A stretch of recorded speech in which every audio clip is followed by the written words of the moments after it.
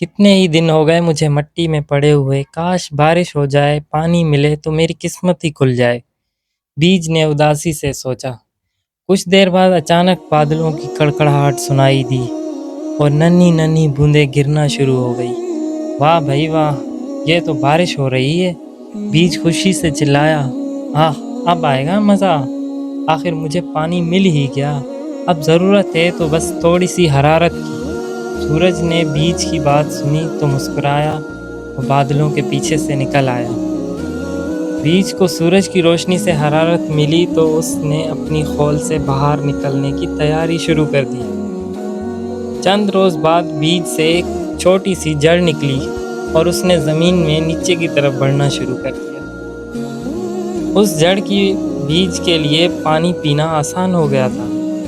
کچھ دن بعد بیج سے ایک ننھی اور نازک سی شاخ پھوٹی اور زمین سے اوپر کی طرف بڑھنے لگی۔ ساتھ ہی شاخ پر ایک پتا نکل آیا۔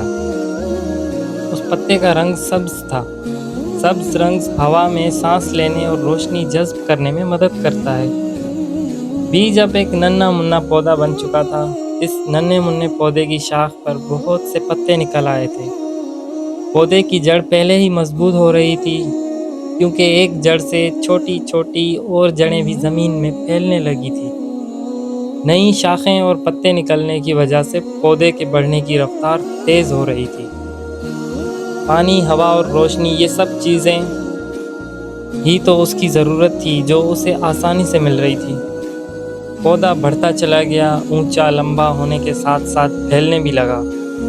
اب تو اس کے کئی ٹہنیاں تھے۔ کئی موسم آئے اور گزر گئے، گرمی، سردی، خزاں اور بہار۔ اس پودے نے ہر موسم کو برداشت کیا اور پھلتا پھولتا رہا۔ کچھ ہی سالوں میں یہ پودا ایک سایہ دار گھنا درخت بن چکا تھا۔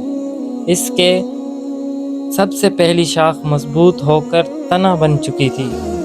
درخت پر پھل لگتا تو لوگ پھل توڑ کر خود کھا لیتے اور دوسروں کو بھی کھلاتے۔ اس درخت کی شاخوں پر کئی پرندے اور گلہریوں کے گھونسلے تھے، گھر تھے۔ صبح شام پرندے چہل چلاتے اور گلہریاں ادھر ادھر دوڑتی پھرتی۔ جب بھی تیز ہوا چلتی تو درخت خوشی سے جھومتا اور ایسا محسوس ہوتا جیسے درخت کے پتے ہنستے مسکراتے تالیاں بجا رہے ہوں۔ بہت سے بیج آج بھی پودے اور درخت بننے کا انتظار کر رہے ہیں۔ روشنی، ہوا اور پانی کے ساتھ ساتھ انہیں ہماری مدد کی بھی ضرورت ہے۔ آئیے مل کر زیادہ سے زیادہ پودے لگائیں، ان کا خیال رکھیں اور ملک کو سرسبز بنائیں۔